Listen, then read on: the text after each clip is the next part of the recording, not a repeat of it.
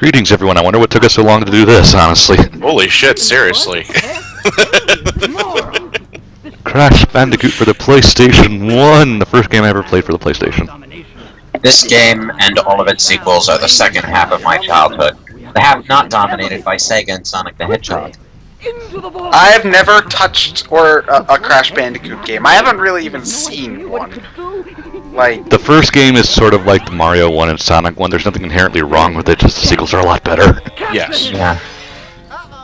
Oh, Lord. Incidentally, this story scene you have to wait at the title screen to see it. Yep, hence why I said it in front. Is this Naughty Dog's first game? No.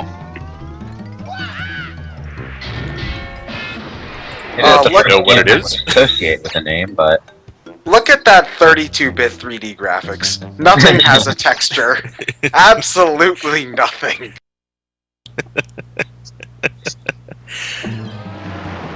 Oh, Lord. You said this was your first PS1 game?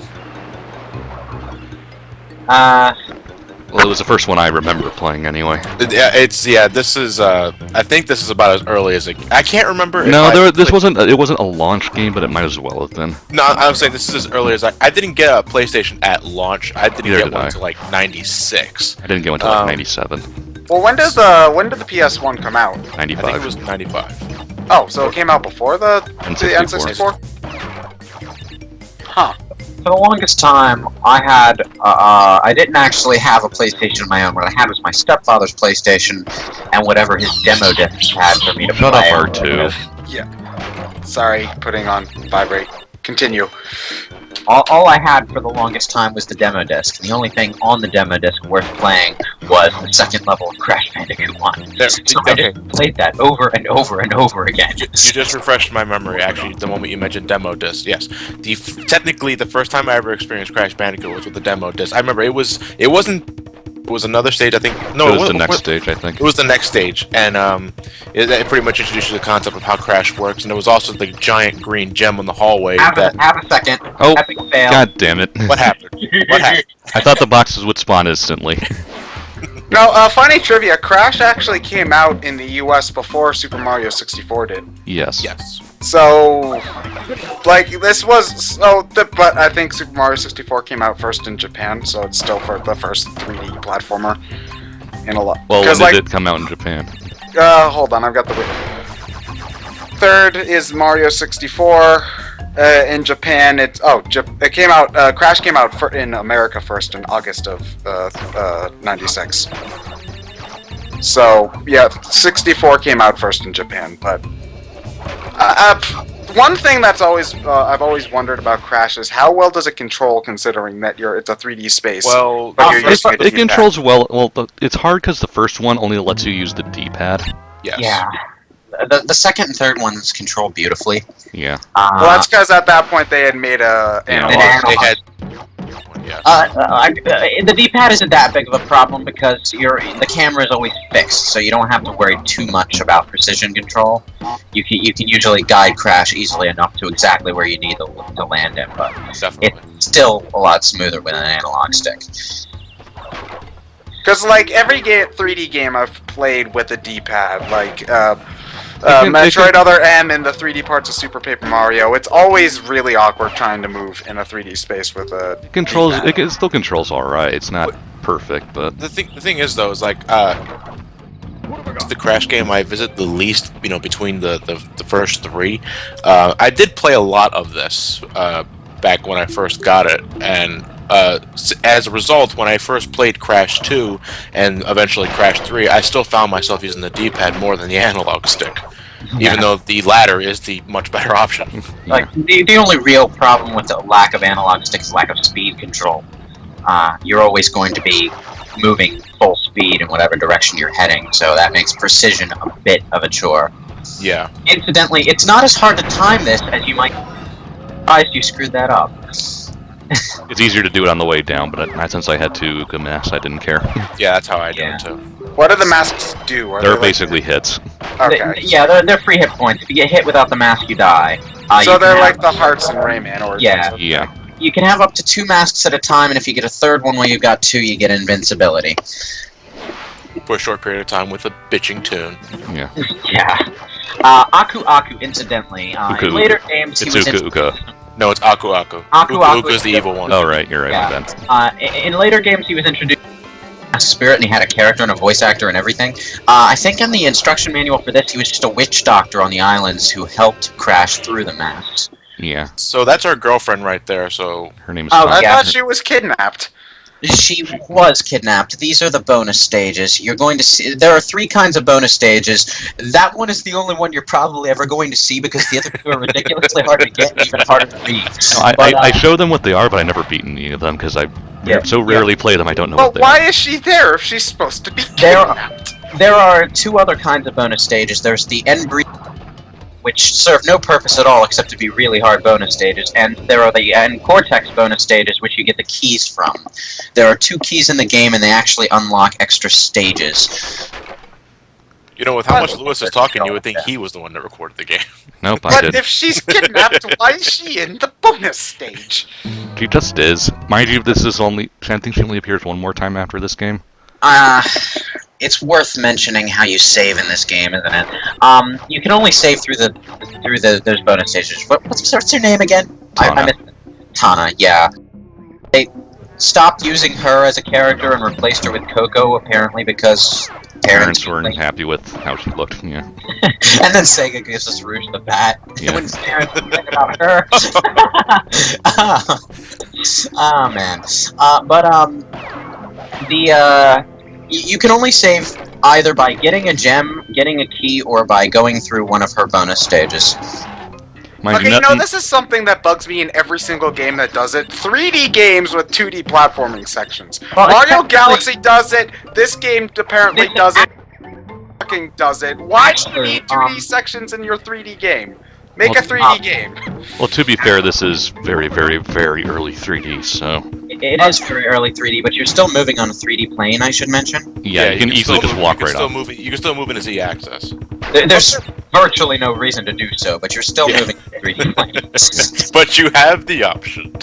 It's essentially a 2D section. Oh Yeah. yeah. Yeah. It's inherently a 2D design, but you can still move Yeah. in a 3D plane.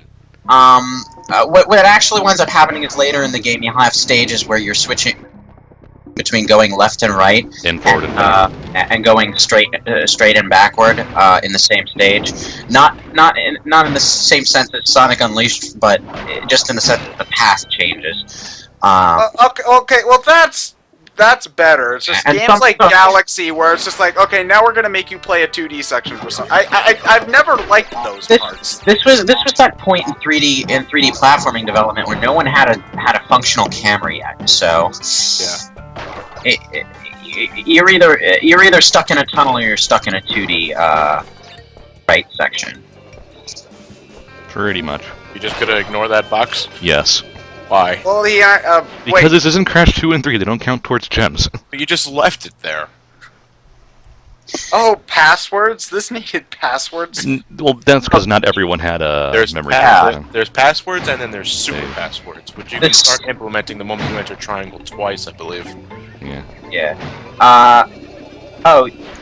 Those things that you're Color saying gems. over the goal, yeah, those are gems. When you get the color gems in this game, they'll unlock extra paths. There's basically a level after the goal that you can't access until you get the yellow gem later on. Which I don't fucking bother with, because getting the gems is a pain in the ass in this game. It is a pain in the ass. What you're going to see a lot in this this playthrough, I think, is